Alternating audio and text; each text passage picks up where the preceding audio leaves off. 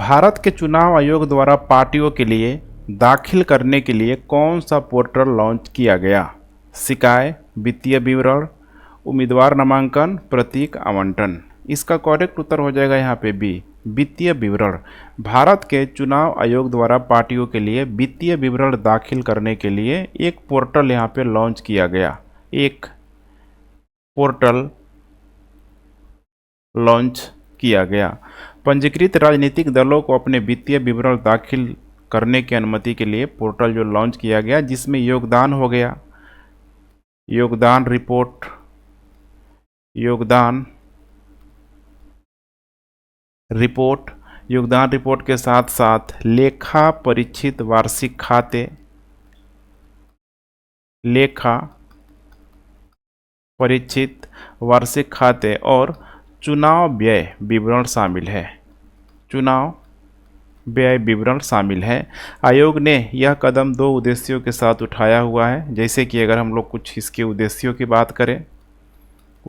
बात करें तो नंबर 1 यहाँ पे हो जाएगा, राजनीतिक दलों को वास्तविक रिपोर्ट दाखिल करने में आने वाली कठिनाइयों को दूर करने के लिए, जो भी प्रॉब्लम है उसको दूर करने के लिए, और यहाँ पे दूसरा हो जाएगा सुविधा प्रदान करना और मानकीकृत प्रारूप में समय पर वित्तीय विवरण दाखिल करना यहाँ पे शामिल है। तो यहाँ पे प्रॉब्लम को दूर करना और यहाँ पे कुछ और भी फैसिलिटी को पूरी तरीके से उपलब्ध कराना। संयुक्त राष्ट्र सुरक्षा परिषद AI के खतरों पर, आर्टिफिशियल इंटेलिजेंस के खतरों पर पहली बैठक आयोजित करेगी। इसका आयोजन किस देश द्वारा किया जाएगा? भारत, चीन, यूनाइटेड किंगडम, ईरान। इसका करेक्ट उत्तर हो जाएगा यहाँ पे सी, यूनाइटेड किंगडम। बैठक का जो आयोजन है यूनाइटेड किंगडम द्वारा, UK द्वारा यहाँ पे किया जाएगा। वैश्विक नेता अंतर्राष्ट्रीय शांति और सुरक्षा के लिए कृत्रिम बुद्धिमत्ता को संभावित खतरे पर यहाँ पे चर्चा करेंगे AI को लेके। ब्रिटेन इस साल के अंत में AI सुरक्षा पर पहले बड़े वैश्विक शिखर सम्मेलन की यहाँ पे मेजबानी करेगा। संयुक्त राष्ट्र क्षेत्र में विशेषज्ञता के साथ एक वैज्ञानिक सलाहकार बोर्ड नियुक्त करने की यहाँ पे योजना बनाई जा रही है। ध्यान रखिएगा, UNO के माध्यम से यहाँ पे हो जाएगा पूरा एक बोर्ड कह सकते हैं कि सलाहकार बोर्ड नियुक्त करने की योजना बना रहा है। देखा जाए इसमें तो स्वायत्त हथियारों या परमाणु हथियारों के नियंत्रण में AI का संभावित उपयोग दुनिया के लिए एक बड़ा खतरा बन सकता है। निम्नलिखित कथनों पर विचार कीजिए। अगली पीढ़ी की वायरलेस तकनीक में नवाचार और सहयोग को बढ़ावा देने के लिए भारत 5G अलायंस लॉन्च किया, या फिर ठीक है 5G अलायंस लॉन्च किया गया। यहाँ पे पहला स्टेटमेंट गलत है, ध्यान रखिएगा। अगली पीढ़ी की वायरलेस तकनीक में नवाचार और सहयोग को बढ़ावा देने के लिए भारत 5G नहीं होगा, बल्कि यहाँ पे हो जाएगा 6G अलायंस लॉन्च किया गया। दूरसंचार विभाग द्वारा भारत 5G अलायंस लॉन्च किया गया। दूरसंचार विभाग द्वारा भारत 5G की जगह यहाँ पे 6G अलायंस लॉन्च किया गया। दोनों ही स्टेटमेंट यहाँ पे गलत है। भारत 6G अलायंस कह सकते हैं कि B6GA के तहत GA कह सकते हैं, इसके तहत एक सहयोगी मंच है जिसमें सार्वजनिक और निजी कंपनियां जैसे कि शिक्षाविद है, अनुसंधान संस्थान है और मानव विकास संगठन सब इसमें शामिल है। इस प्रकार देखिए तो करेक्ट उत्तर हो जाएगा सी, 1 और 2, करेक्ट उत्तर यहाँ पे हो जाएगा डी, ना तो 1 और ना ही 2। टीम इंडिया की सीनियर चयन समिति का अध्यक्ष किसे नियुक्त किया गया है? बहुत चर्चा में रहा है, एग्जाम में पूछे जाने की संभावना बनी रहेगी। अजीत अगरकर, सचिन तेंदुलकर, सलील अंकोला, रवि शास्त्री। इसका करेक्ट उत्तर हो जाएगा ए, अजीत अगरकर। भारतीय क्रिकेट कंट्रोल बोर्ड ने अजीत अगरकर को सीनियर पुरुष चयन समिति का अध्यक्ष नियुक्त किया है। फरवरी 2023 में, जैसे आपको पता भी होना चाहिए, फरवरी 2023 में चेतन शर्मा को बर्खास्त किए जाने के बाद से मुख्य चयनकर्ता का पद खाली है। अजीत अगरकर की बात करें हम लोग तो भारत के लिए 26 टेस्ट इनके द्वारा यहाँ पे खेला गया है। इसके अलावा 191 वनडे और 4 टी20 भी खेले हैं। वह 2007 के आईसीसी विश्व टी20 विजेता टीम का हिस्सा भी रह चुके हैं। डीजीसीए और ईएसए के बीच हस्ताक्षरित एमओयू के संबंध में निम्नलिखित में से कौन से कथन सही है? समझौता ज्ञापन नागरिक उड्डयन महानिदेशालय, इसी को बोला जाता है डीजीसीए, और यूरोपीय संघ विमानन सुरक्षा एजेंसी के बीच मानव रहित विमान और इनोवेटिव हवाई मोबिलिटी पर सहयोग की सुविधा प्रदान करेगा। बिल्कुल ये सही है, ध्यान रखिएगा। लगभग 20 अप्रैल 2023 को नई दिल्ली में आयोजित कह सकते हैं कि भारत विमानन समिट के दौरान यहाँ पे डीजीसीए ने ईएसए के, यही है यहाँ पे, ठीक है, ईएसए के साथ मानव रहित विमानन प्रणालियों और इनोवेटिव एयर मोबिलिटी पर एक आशय पत्र कह सकते हैं, इस पे हस्ताक्षरित किया हुआ है। समझौता ज्ञापन तकनीक विकास और अनुसंधान पर डीजीसीए और ईएसए के बीच सूचना साझा करने पर भी यहाँ पे ध्यान केंद्रित करेगा। ये भी बिल्कुल करेक्ट स्टेटमेंट है। तो यहाँ पे करेक्ट उत्तर हो जाएगा सी, 1 और 2 दोनों। देख पा रहे हैं यहाँ पे गृह मंत्रालय ने कितनी राशि के कुल परिव्ययों के साथ राज्यों में अग्निशमन सेवाओं के विस्तार और आधुनिकीकरण के लिए एक योजना शुरू की हुई है? 1000 करोड़ है, 5000 करोड़, इसके अलावा 10,000, 15,000, सब यहाँ पे करोड़ लगा हुआ है। इसका करेक्ट उत्तर हो जाएगा यहाँ पे बी, 5000 करोड़। गृह मंत्रालय ने राज्यों में अग्निशमन सेवाओं के विस्तार और आधुनिकीकरण के लिए एक योजना को शुरू की हुई है। इस योजना का जो कुल परिव्यय होगा यहाँ पे 5000 करोड़ रुपए।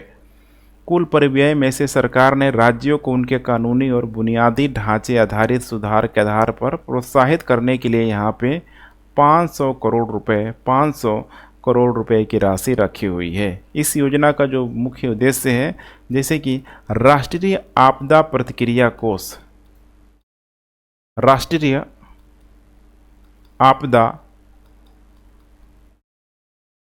प्रतिक्रिया कोष के भीतर अग्निशमन सेवाओं का विस्तार और आधुनिकीकरण करना है।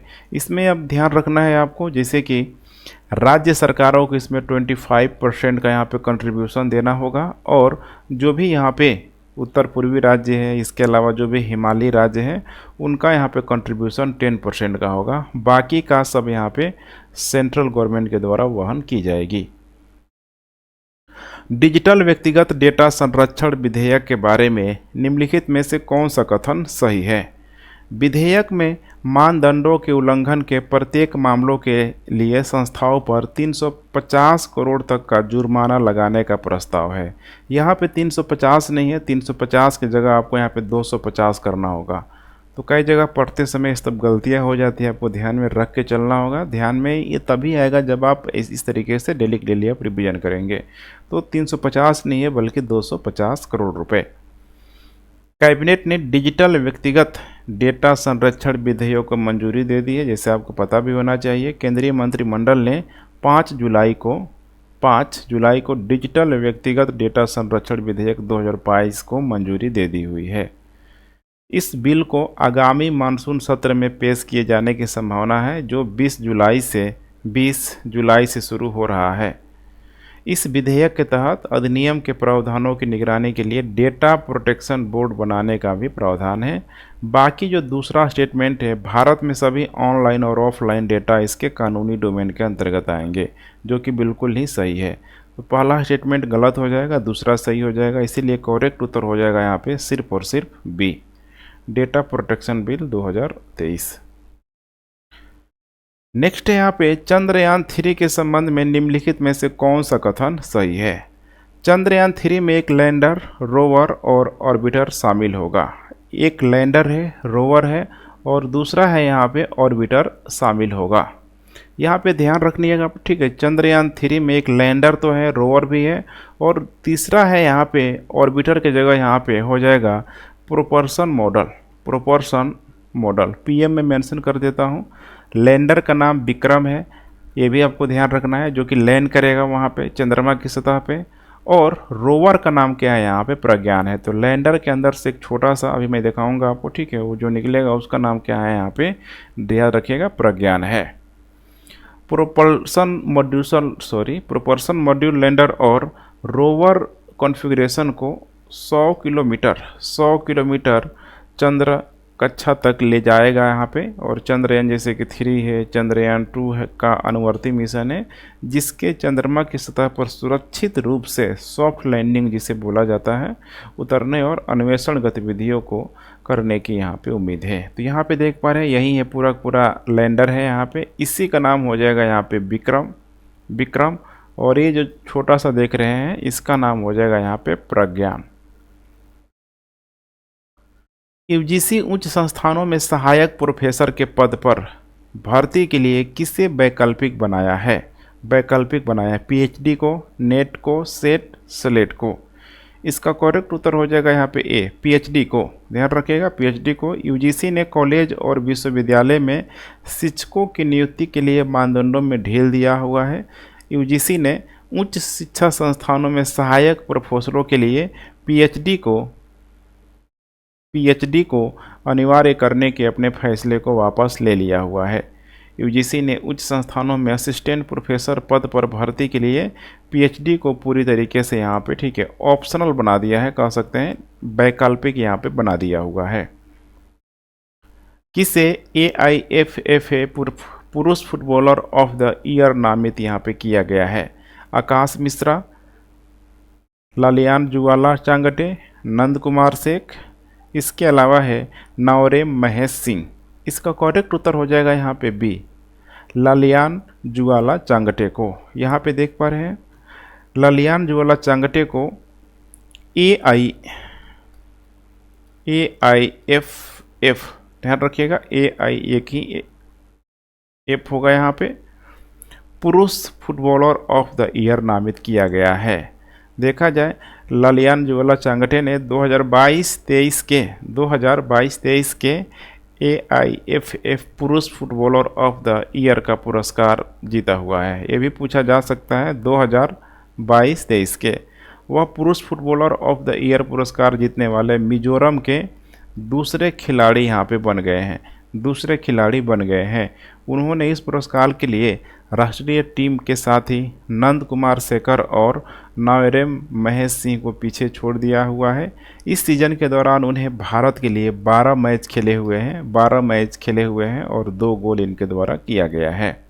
ताइवान भारत के किस शहर में तीसरा ताइपे आर्थिक सांस्कृतिक केंद्र खोलेगा? लखनऊ, जयपुर, हैदराबाद, मुंबई। इसका करेक्ट उत्तर हो जाएगा यहाँ पे डी, मुंबई में। ताइवान ने वाणिज्यिक राजधानी मुंबई में ताइपे आर्थिक और सांस्कृतिक केंद्र खोलने का निर्णय लिया हुआ है। ताइपे आर्थिक और सांस्कृतिक केंद्र नई दिल्ली और चेन्नई में मौजूद हैं। अब इसके साथ ध्यान रखिएगा, इसके साथ अब मुंबई में भी खुल जाएगा। सांस्कृतिक केंद्र खोलने का जो मुख्य उद्देश्य है, अगर हम लोग यहाँ पे उद्देश्यों की बात करें तो दोनों देशों के बीच सहयोग को बढ़ाना है। भारत और ताइवान के बीच औपचारिक राजनयिक जो संबंध होता है ये यहाँ पे नहीं है, आप समझ सकते हैं। ताइवान की कई कंपनियां अपने उत्पादन केंद्रों को चीन से भारत में स्थानांतरित करने पर भी विचार कर रही है। प्रियांश और अवनीत कौर की भारतीय जोड़ी ने आयरलैंड में विश्व युवा तीरंदाजी चैंपियनशिप में किस टीम को हराकर स्वर्ण पदक जीता हुआ है?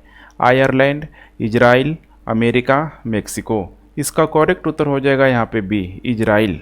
प्रियांशी और अवनीत कौर की भारतीय जोड़ी ने आयरलैंड में विश्व युवा तीरंदाजी चैंपियनशिप में इनके द्वारा यहाँ पे स्वर्ण पदक यहाँ पे जीता गया है, गोल्ड यहाँ पे जीता गया है। भारतीय तीरंदाज प्रियांश और अवनीत कौर ने विश्व युवा तीरंदाजी चैंपियनशिप में जूनियर मिश्रित स्पर्धा के यहाँ पे मैं मेंशन कर देता हूँ, जूनियर मिश्रित स्पर्धा के कंपाउंड इवेंट में स्वर्ण पदक जीता हुआ है। भारत के मानव जाधव और ऐश्वर्या शर्मा की जोड़ी ने कैडेट मिक्स्ड कंपाउंड इवेंट में भी मेक्सिको को हराकर कांस्य पदक, ध्यान रखिएगा, कांस्य पदक यहाँ पे जीता हुआ है। कौन कौन है यहाँ पे? तो यहाँ पे हो जाएगा जाधव और ऐश्वर्या, जाधव और ऐश्वर्या शर्मा की जोड़ी ने कैडेट मिक्स्ड कंपाउंड इवेंट में। शैक्षणिक सहयोग को बढ़ावा देने और अनुसंधान पहल को बढ़ावा देने के लिए श्रीलंका के जाफना विश्वविद्यालय और किस आईआईटी संस्थान के बीच एक समझौता ज्ञापन पर हस्ताक्षर किया गया है?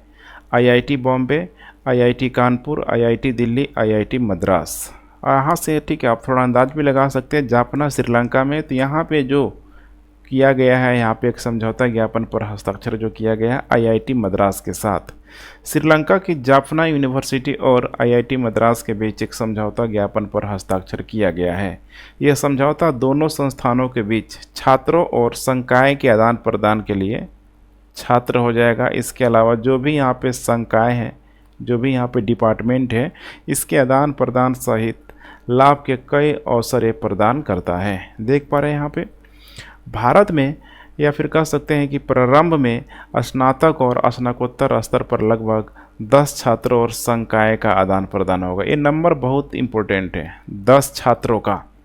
इस सहयोग का लक्ष्य दोनों देशों के सांस्कृतिक अनुभवों से सीखना और शैक्षिक विविधता को बढ़ावा देना है।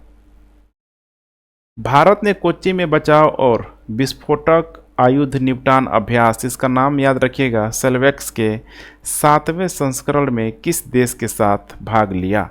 जापान, संयुक्त राज्य अमेरिका, फ्रांस, यूनाइटेड किंगडम। इसका करेक्ट उत्तर हो जाएगा यहाँ पे बी, संयुक्त राज्य अमेरिका के साथ। भारतीय नौसेना और अमेरिकी नौसेना, इसी को IAN या फिर यूएस, ठीक है, USN कह सकते हैं, बचाव और विस्फोटक आयुध निपटान अभ्यास जिसका नाम है यहाँ पे मैंने बताया था सेल्वेक्स का 7वां संस्करण, 7वां संस्करण 26 जून से 6 जुलाई 2023 तक कोच्चि में आयोजित किया गया। बहुत इंपॉर्टेंट है, पूछा जा सकता है, कोच्चि में आयोजित किया गया। यह अंतर संचालनीयता और परिचालन समन्वय को बढ़ावा देने पर केंद्रित था। दोनों नौसेनाएं 2005 से बचाव और विस्फोटक आयुध निपटान अभ्यास में भाग ले रही है। अभ्यास में देखा जाए तो फ्रंट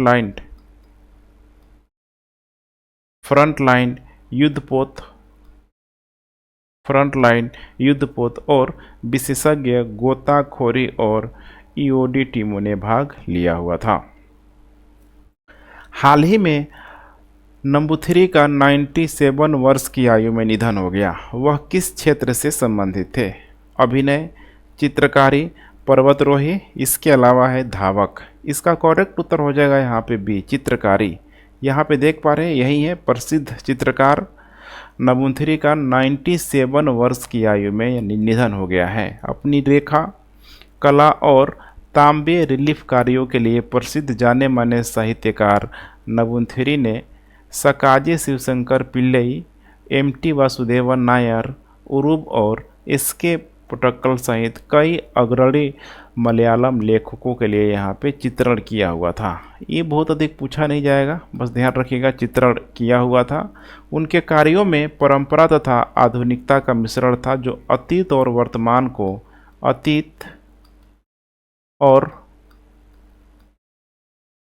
वर्तमान को सहजता से जोड़ता है। वह केरल के, ये भी ध्यान रखिएगा, केरल के ललित कला अकादमी के अध्यक्ष भी थे।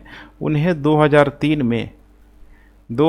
में केरल ललित कला अकादमी के राजा रवि वर्मा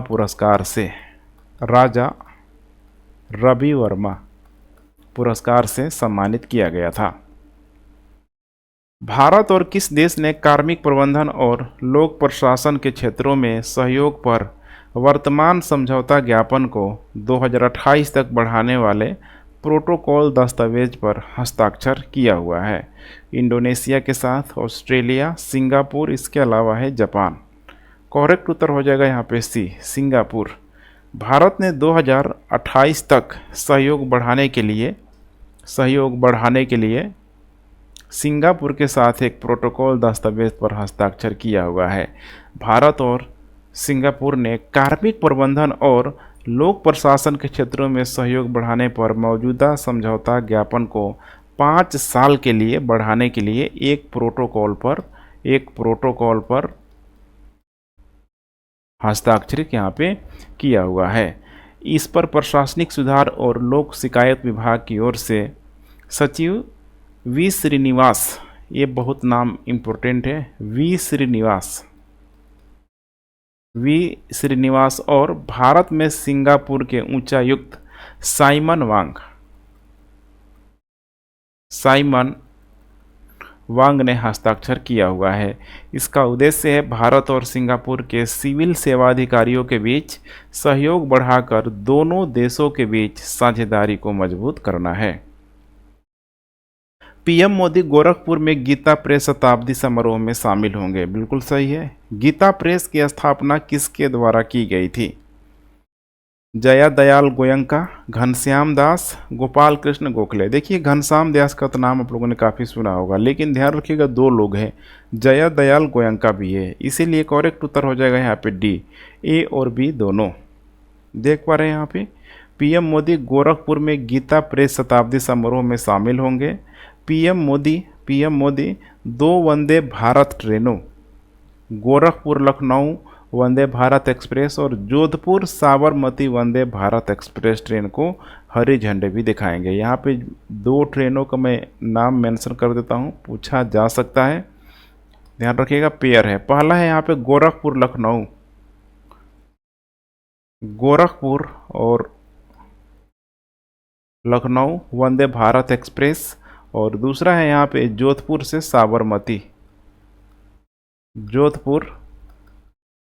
साबरमती वंदे भारत एक्सप्रेस, दोनों को हरी झंडी दिखाएंगे। गीता प्रेस की बात करें तो ध्यान रखिएगा हिंदू धार्मिक ग्रंथों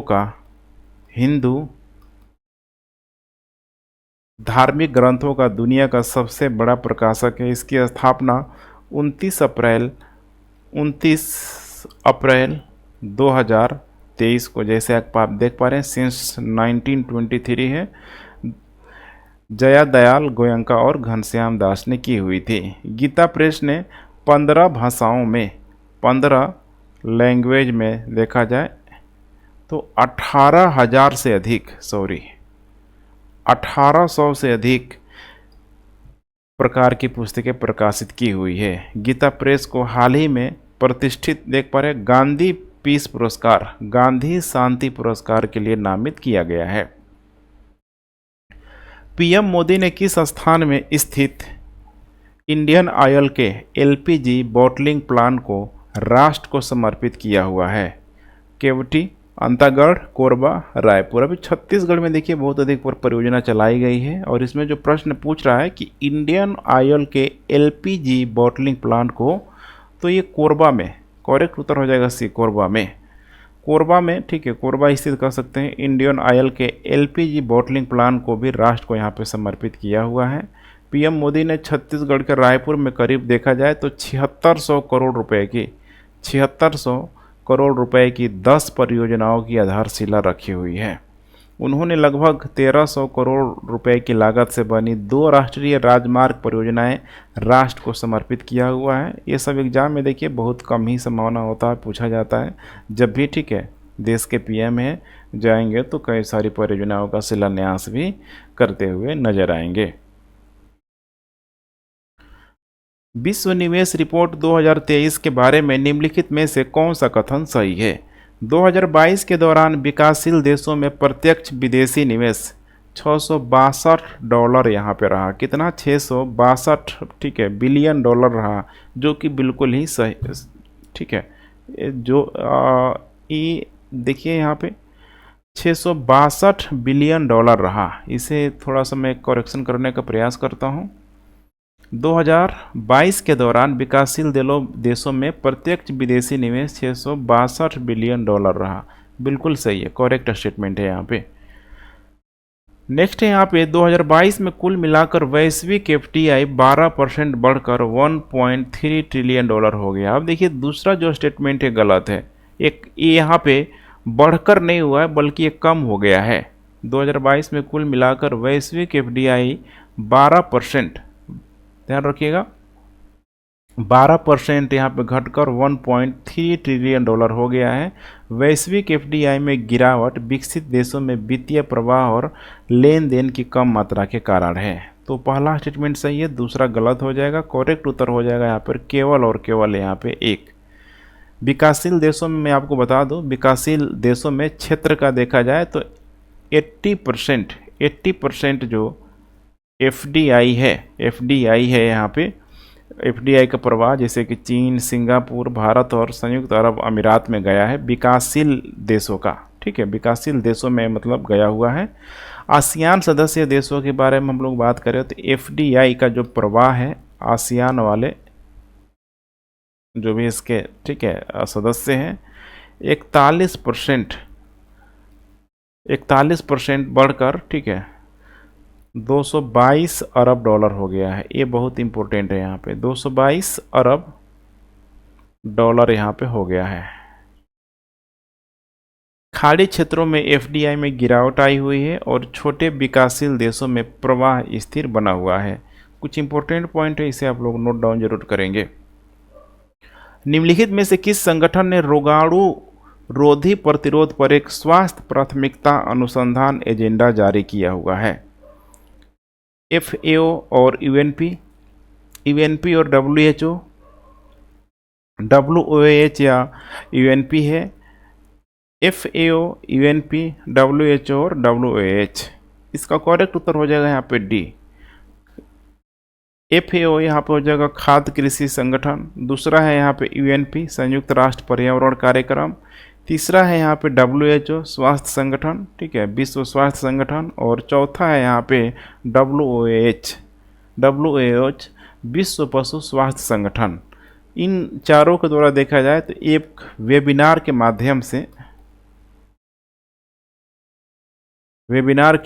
माध्यम से रोगाणु रोधी प्रतिरोध पर एक स्वास्थ्य प्राथमिकता अनुसंधान एजेंडा जारी किया हुआ है। ये संगठन विशेष रूप से मानव, पशु, पौधे और पर्यावरणीय स्वास्थ्य के क्षेत्रों में काम करते हैं। इसमें देखा जाए तो वन हेल्थ को, जैसे कि भारत के प्रधानमंत्री के द्वारा बोला भी जाता है, one earth one health, one earth one sun, ठीक है, तो कुछ इसी टाइप का मामला है। इसमें वन हेल्थ को एक एकीकृत दृष्टिकोण के रूप में परिभाषित किया गया, जिसका उद्देश्य लोगों, जानवरों और पारिस्थितिक तंत्र के स्वास्थ्य को अस्थायी रूप से संतुलित और अनुकूलित करना है। इसी तरह 22 जून 2023